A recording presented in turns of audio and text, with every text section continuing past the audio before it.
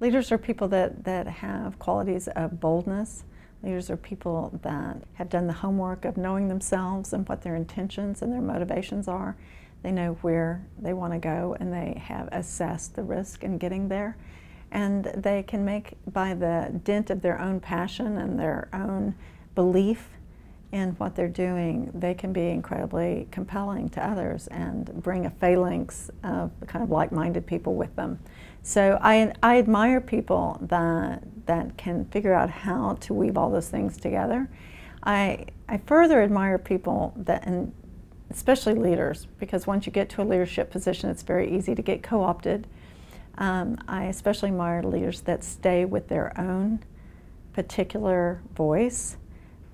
So they're authentic, and they are purposeful, and they speak with integrity, and their actions spring from those places, not just what is prevailing and trendy and interesting or gets them to the next place at the front of the line.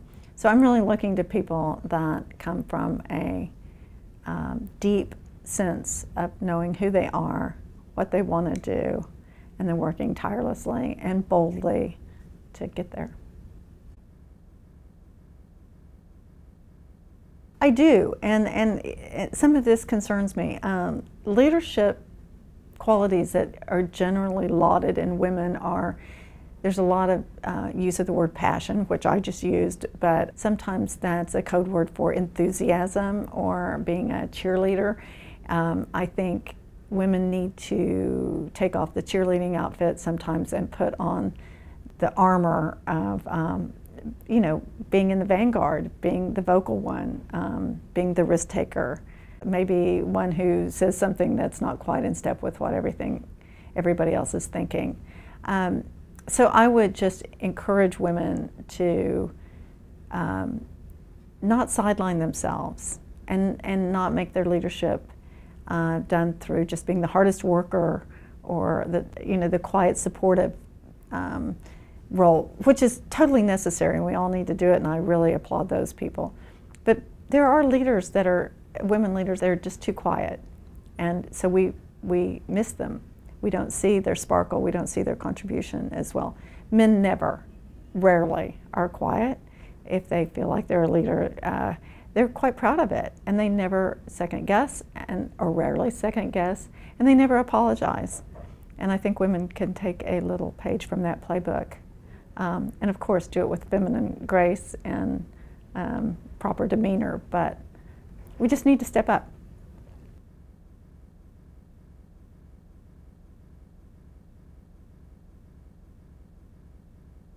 Within those two sectors, within the arts and cultural giving, and then the social issues giving world, there's a real tension there.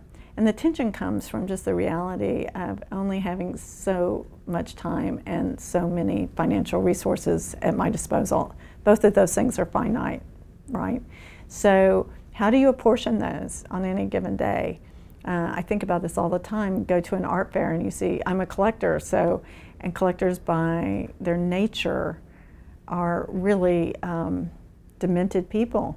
They think they need things that they really don't need, but they want.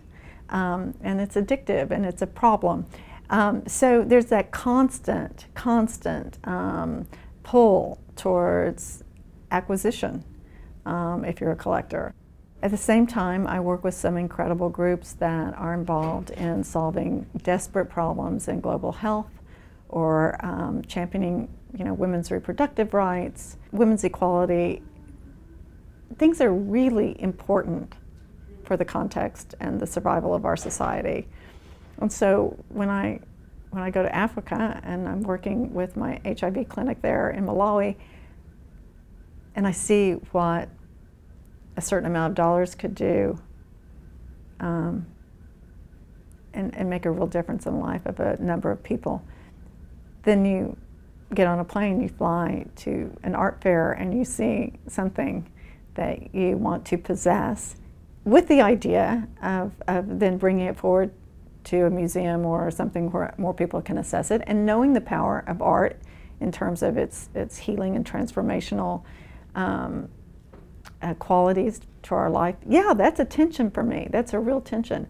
And I talk to people in both camps about maybe trying to go one way or the other, but what I've chosen to do is call myself a hedonistic do-gooder.